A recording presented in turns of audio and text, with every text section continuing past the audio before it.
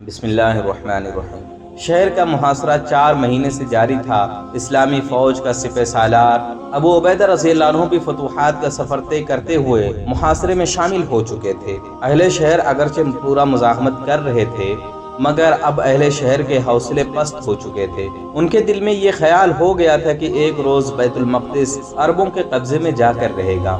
چنانچہ پادریوں کے سردار کے مشورے سے کلیساؤں کے سب سے قیمتی ظروف اور صلیب اعظم کو ساحل سمندر پر منتقل کر دیا گیا، جہاں سے وہ جہاز میں لاد کر قسطنطنیہ بھیج دیے گئے۔ جب فوج کا سپہ سالار اعظم ارطبون بھی اپنی فوج کے ساتھ مصر فرار ہو گیا تو اہل شہر کی رہی سہی کمر ہمت بھی ٹوٹ گئی۔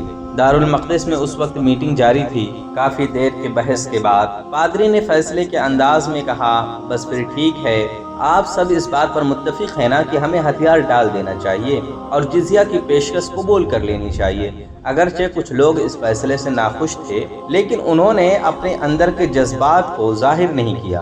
پادری کا فیصلہ تھا، انہیں راضی ہونا ہی چاہیے تھا۔ میٹنگ برخاست ہو گئی، لوگ آہستہ آہستہ اٹھنے لگے مگر ایک نوجوان جنگجو بدستور اپنی جگہ پر موجود رہا۔ جب سب لوگ چلے گئے تو وہ پادری کے سامنے پھٹ پڑا، فادر آپ نے ہماری مہینوں کی محنت کو خاک میں ملا دیا۔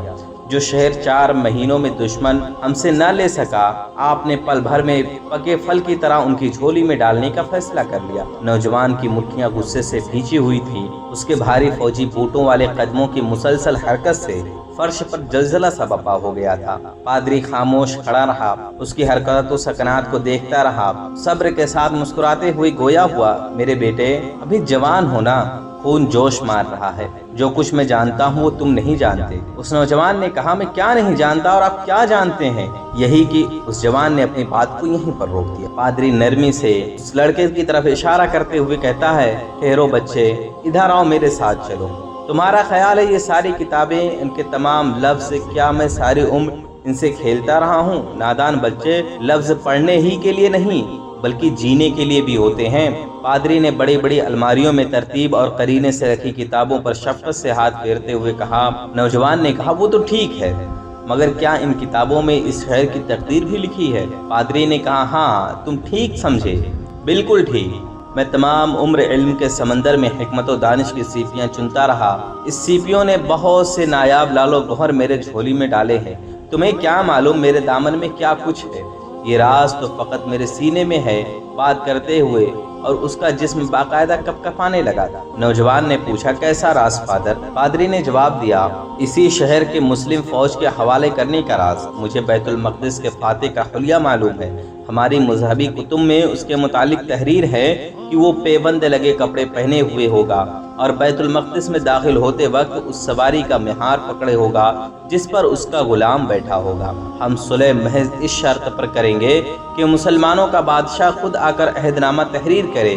اس طرح مجھے معلوم ہو جائے گا کہ واقعی یہ وہی شخص ہے جس کا ذکر ہماری مذہبی کتب میں ہے، اور اگر یہ وہ شخص نہ ہوا تو خدا بند یسوع مسیح کی قسم، اس سے جنگ لڑنے والوں میں تم سب سے پہلے مجھے پاؤ گے۔ نوجوان نے جھک کر پادری کا ہاتھ چوما اور کہا، آپ عظیم ہیں، بہت عظیم ہیں۔ مسلم سپاہیوں کی طرف سے تو صلح میں کوئی تعامل ہی نہیں تھا۔ مسلمانوں کی شرائط بہت سادہ اور مقررہ تھی، تمام عیسائی ان سے واقف تھے، مگر اب شرائط میں خلیفہ وقت کا عہد نامہ تحریر کرنے کی اضافی شرط نے مسلم سپاہیوں میں ہلچل مچا دی۔ مدینہ سے فلسطین تک مسلسل 3 ہفتے کا سفر تھا۔ اب کیا کیا جائے؟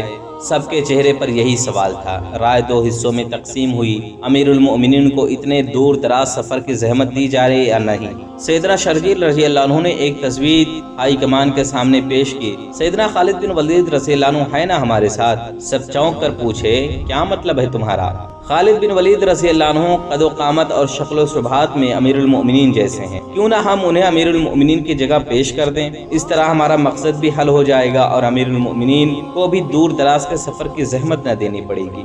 شرجیل رضی اللہ عنہ نے تفصیلات بتائی اور سب نے کہا، ہاں یہ تجویز مناسب ہوگی۔ ملاقات کا وقت اور دن طے ہو گیا۔ خالد بن ولید رضی اللہ عنہ بطور امیر المؤمنین پادری کے سامنے پیش ہوئے۔ پادری نے انہیں غور سے ایک مرتبہ دیکھا اور پورے وضوح سے اس بات کی تردید کر دی کہ تم وہ شخص ہرگز نہیں جس کی صورت میں آئے ہو۔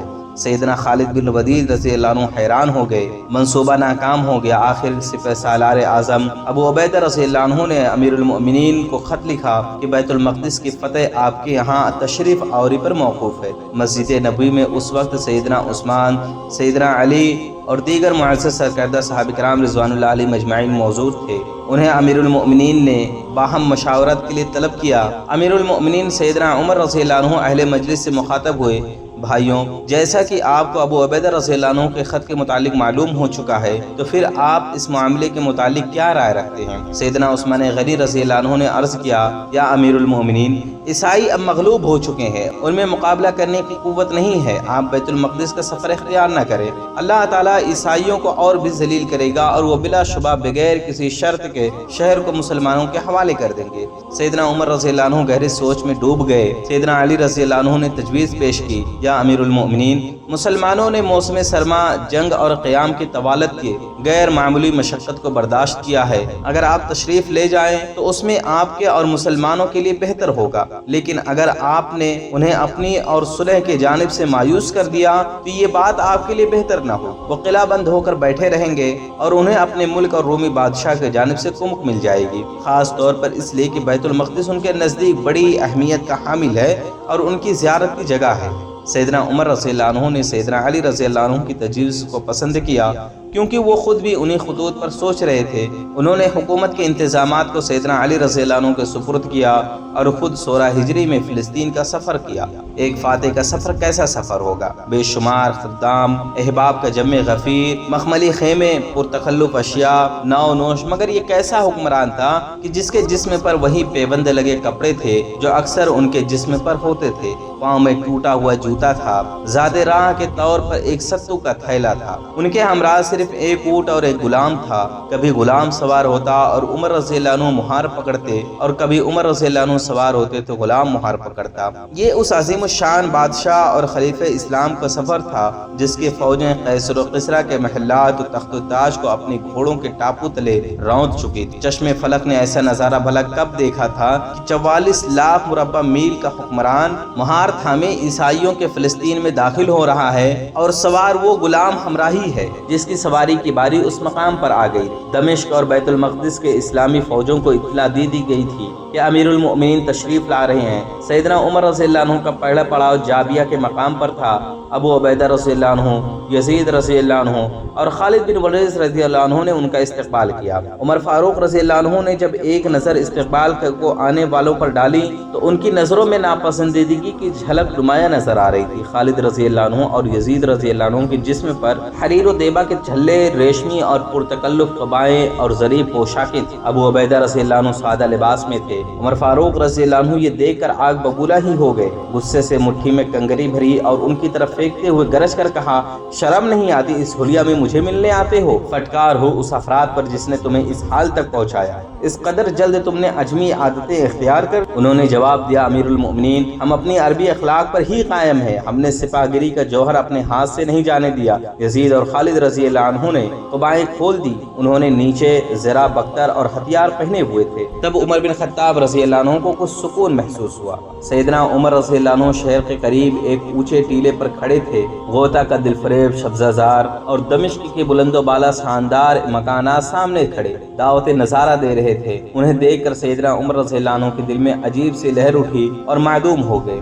उमर रज़ी अल्लाह अन्हु ने इबरत भरे लहजे में कहा, कितने लोग ऐसे चश्मे और बागात छोड़ गए और टीले से उतर आए। बैतुल मक़दिस के ईसाइयों को सैयदना उमर रज़ी अल्लाह अन्हु की आमद की इत्तला पहुंच चुकी थी। चुनांचे शहर के सरदारान का एक गिरोह दमिश्क की तरफ रवाना हुआ। उमर फारूक रज़ी अल्लाह अन्हु फौज के हल्के में बैठे थे। दफ़ातन दूर से गर्द का एक पहाड़ उठा। ये पहाड़ बतदरीज आगे बढ़ता रहा। अब उसके दामन में कुछ घुड़सवार भी नजर आने लगे थे। उनकी कमर में नंगी तलवारें चमक रही थी। मुसलमानों ने फौरन हथियार संभाल लिए। खैर तो है? हजरत उमर फारूक रज़ी अल्लाह अन्हु ने पूछा, क्या आप इधर नहीं देखते? लोगों ने सवारी की तरफ इशारा किया। अरे ये तो बैतुल मक़दिस के ईसाई हैं, घबराओ नहीं, ये लोग तो अमान तलब करने आए हैं। उमर फारूक रज़ी अल्लाह अन्हु ने समझदारी से जवाब दिया। जाबिया में ही बैतुल मक़दिस का मुआहिदा लिखा गया। मुआहिदे की तकमील हो चुकी थी। अब सैयदना उमर रज़ी अल्लाह अन्हु का इरादा बैतुल मक़दिस जाने का था। ऊँट जो सवारी में था निहायत थक चुका था और रुक रुक कर कदम उठा रहा था। उमर रज़ी अल्लाह अन्हु ये देख कर उतर पड़े लोगों ने तुर्की नस्ल का एक उम्दा घोड़ा हाजिर किया।